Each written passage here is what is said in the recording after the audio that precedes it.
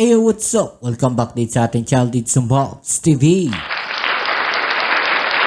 Alright, so tayo nagbabalik ulit mga kababayan at ngayon ay pag-uusapan natin ang mga balitang ating nakalap. No? Ito po ay mula dito sa channel ni PHTV at sabi nga po niya dito mga kababayan, US Coast Guard pinigilang makapasok ang isang Chinese warship sa West Philippine Sea. Yan ang ating alamin at pag-uusapan, pero syempre bago ang lahat, please don't forget to subscribe sa channel ni PHTV. Nandiyan po sa baba ang full video link mga kababayan. At kung kayo ay bago pa lang dito sa ating channel, please don't forget to subscribe at pakilike naman po ang ating video ngayon. Sa lahat po na nakakapanood ng video na to, request ko lang po, pa-click naman po yung like button dyan sa ibaba. Maraming salamat po, alright? Kung hindi nyo pa po na-click, pa-click na rin po. Okay, so wag na natin patagalin, umpisahan na natin to. Let's go!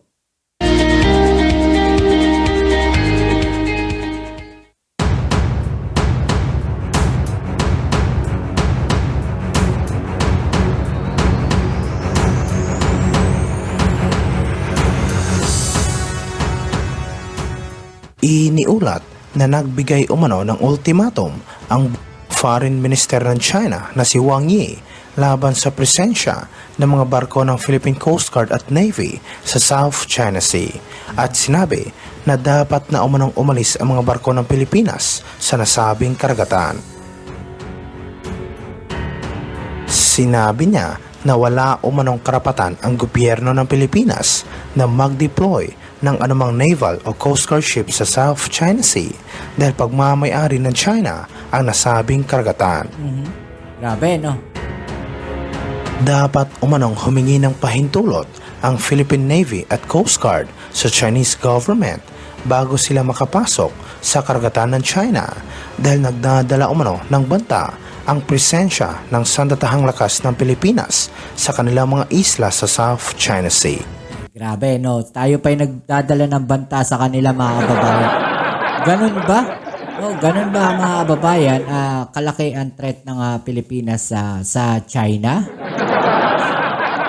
Imagine ninyo, no? Sinasabi nilang malakas yung puwersa nila, pagkarami-rami nilang barko, tapos pagkaliit-liit na bansa ng Pilipinas at konti lang talaga yung mga barko ng Pilipinas, mga kababayan, kumpara po sa kanila, no? Tapos sasabihin nila na tayo pa yung nagdadala ng banta sa kanila. So malinaw na malinaw yung kasinungalingan at propaganda na naman dito ng China mga kababayan. No? Natatakot ba sila? No? Natatakot ba sila sa Pilipinas o natatakot sila doon sa mga kaalyadong bansa ng Pilipinas kagaya po ng Amerika, Australia, Japan, di ba? Actually, sa totoo lang, nakikita natin dito, hindi sila sa Pilipinas natatakot. Natatakot sila doon sa mga kaalyadong bansa ng Pilipinas. Yun po yung totoo dyan. Sinabi rin ni Wang Yi na ipinagbabawal din umano ng kanilang bansa ang hindi otorisadong pangingisda sa South China Sea upang maprotektahan ang kanilang teritoryo laban sa iligal na panghihimasok ng mga foreign vessel. Grabe, no?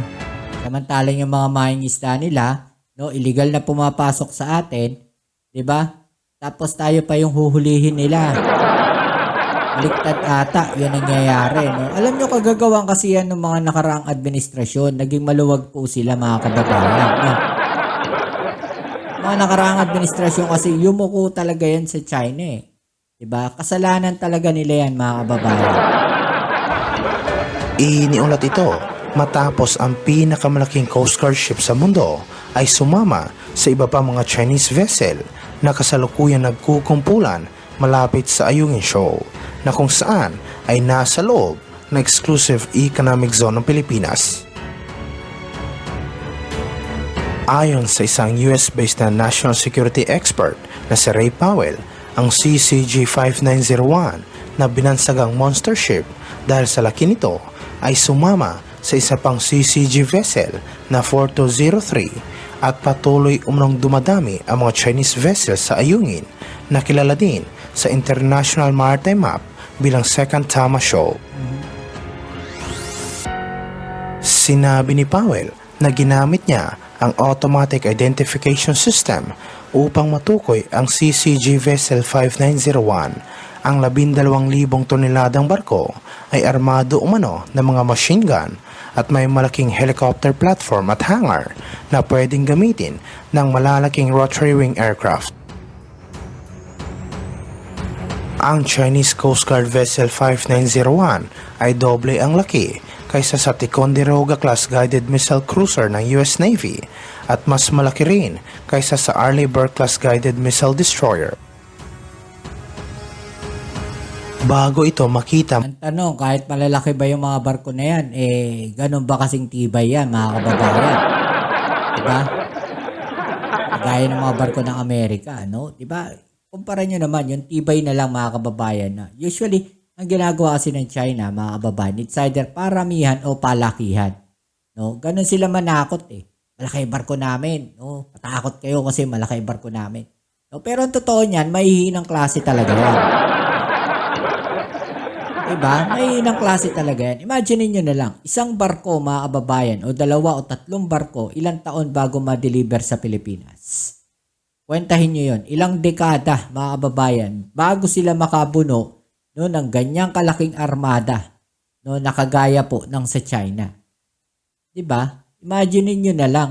No? So, ano nakikita natin dyan, mga kababayan? Marami sila na ipoproduce ng mga barko. Ang tanong, yung quality, ganun ba?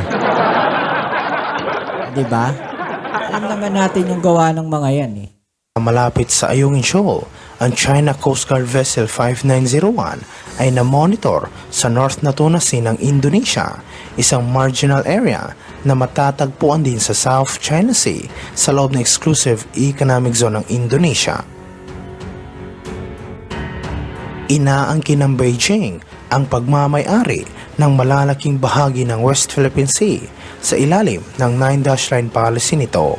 Patuloy din ginagamit ng China ang mga Coast Guard vessel at maritime militia nito upang harasin, takutin at sundan ang mga barko ng Pilipinas sa nasabing karagatan. Samantala sa ibang aspeto naman, iniulat na sinabi umano na isang Chinese general ng rason kung bakit hindi nila magawang salakayin ang mga kalaban ng kanilang bansa tulad ng Pilipinas, Taiwan at Japan ay dahil sa presensya ng US military sa Pasipiko. Inamin ng Vice Chairman ng Central Military Commission ng China na si General Zhang Yuchao na kaya hindi nila magawang atakihin ang mga kalaban ng People's Republic of China ay dahil sa Estados Unidos. Sinabi rin ng Chinese general na hindi umano kayang pantayan ng People's Liberation Army ang kakayahan ng US military kahit mas marami pa ang mga aktibong personnel at barko nito kumpara sa US military. Inamin din ng Chinese general na hindi nila mapapantayan ang experience ng US military sa pakikipaglaban at marami din umanong kaalyado ang Estados Unidos tulad ng mga miyembrong bansa ng North Atlantic Treaty Organization. Iniulat ito matapos hinimok ng Estados Unidos ang China na itigil na ang nakagawian nitong panggigipit sa ibang mga claimants sa South China Sea na legal na nag-ooperate sa loob ng kani-kanilang exclusive economic zone. Sa isang magkahiwalay na pahayag, sinabi ng Estados Unidos at European Union Mission sa Pilipinas na sila ay nakikiisa sa paggunita anibersaryo ng Arbitral Award na pumabor sa Pilipinas na kung saan nireject ng Permanent Court of Arbitration ang malawak na maritime claim ng China sa South China Sea. Sinabi ng delegasyon ng European Union sa Manila ng landmark na 2016 Arbitral Award na pumabor sa Pilipinas ay itinuturing nilang isang kapaki-pakinabang na basihan tungkol sa pag-aayos ng mga maritime disputes. Sa pamamagitan ng tagapagsalita ng Department of State ng Estados Unidos na si Matthew Miller, hiniling ng Washington sa komunistang bansa na itigil na ang mga ginagawa nitong panggigipit at paggambala sa karapatan ng mga bansa na explore ang kani-kanilang exclusive economic zone.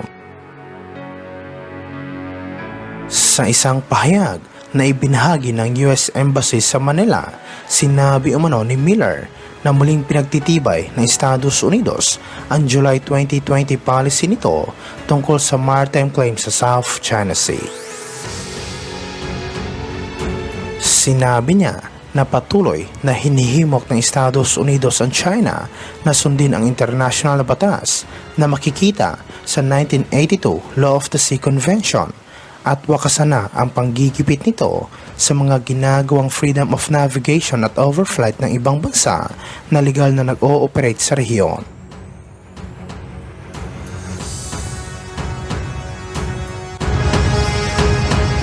Alright, so yung mga babayan, no? Ano sa palagay ninyo, no? I-comment down sa ibaba ang inyong mga opinion at atin yung pag-usapan, alright? So yan muli, maraming salamat sa lahat ng mga patuloy na kasuporta dito sa ating channel. Kita-kits tayo sa ating next video upload. Ito muli ang inyong Kuya Mobs dito sa Mobs TV. Peace and out.